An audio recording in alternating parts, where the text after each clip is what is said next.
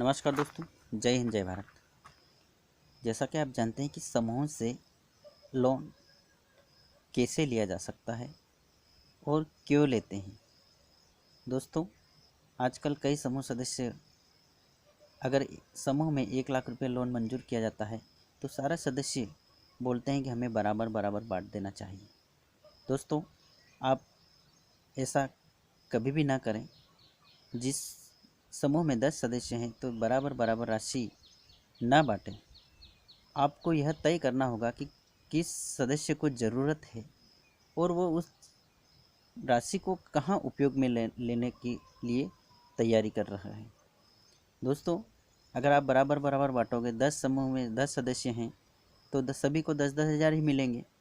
अगर इसमें किसी सदस्य को 20,000 30,000 की ज़रूरत है तो उसकी पूर्ति कैसे कर पाएगी वो। अगर आप किसी सदस्य को किसी भी प्रकार की ज़रूरत ही नहीं है, फिर भी वो ज़बरदस्ती 10,000 कर्ज में ले रही है, कृपा करके आप ऐसा ना करें। आप अगर समूह में हैं और समूह को अगर 1 लाख लोन हुआ है तो आप ज़रूरत के हिसाब से अपनी अपनी आवश्यकताओं की पूर्ति करें, न कि आप लोन को बराबर बराबर बांटें।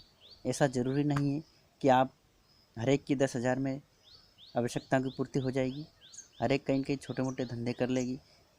प्लीज़ आप ऐसा ना करें। आप समूह में अगर 10 सदस्य हैं तो 5 सदस्यों को 20-20 हज़ार या किसी को 30,000, किसी को 20,000, इस हिसाब से आप लोन का सदुपयोग लें।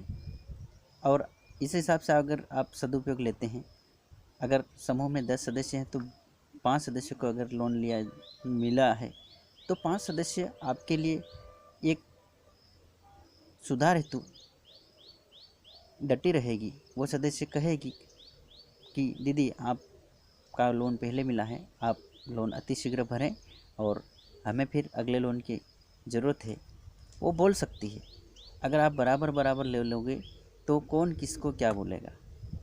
वो कहेंगे आपका लोन अभी बाकी है, आप भरो। दूसरी महिला दूसरे से बोलेगी आपका लोन बाकी है, आप भरो। तो ऐसे में समूह टूटने का डर रहता है और अब कोई किसी को एक दूसरे को सही जानकारी या सही बताने की सोचता भी नहीं है, कारण कि सबके पास लोन रखा हुआ है।